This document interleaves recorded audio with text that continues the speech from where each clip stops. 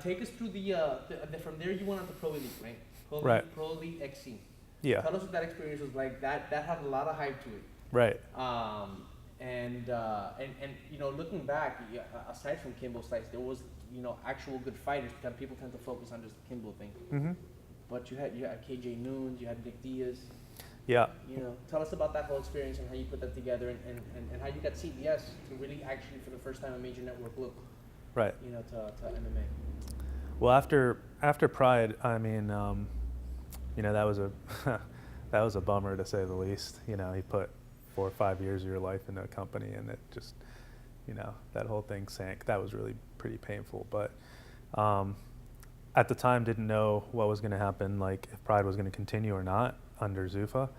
Nobody knew the answer. I mean, the UFC didn't know. My bosses in Japan didn't know. Nobody seemed to know. So I just couldn't wait anymore. My career was on hold for too long. I had to do something. So I had this opportunity with Pro Elite. So they knew who I was from the shows in Vegas. They were happy with the work. They were obviously impressed with the production and the fight cards and just everything about Pride. So when I was approached by them, I saw a great opportunity,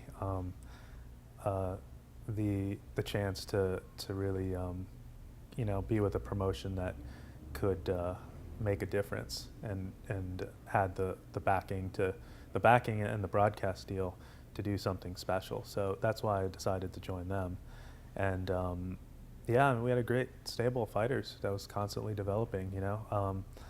The structure within Pro Elite was different than Pride internally, but we did have some good people on board, and I ended up working with a lot of people that I'd previously, I wouldn't say were necessarily competitors, but definitely people that had their own promotions and own shows, and we were all working under one umbrella, so we kind of had to get used to each other. And we definitely had some great fighters. Mm-hmm.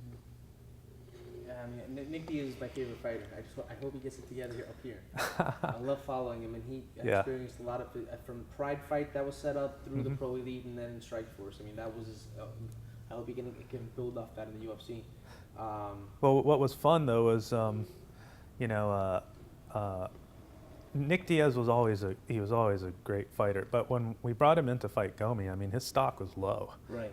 He had lost some fights by decision. He wasn't with the UFC anymore.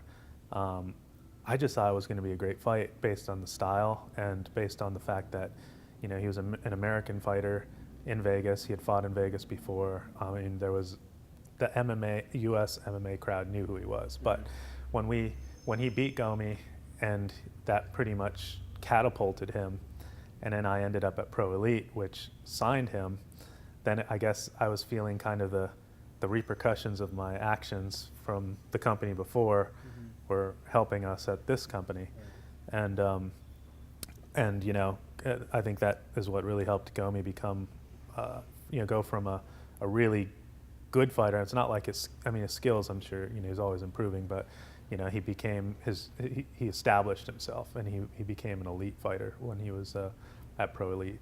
Yeah, absolutely.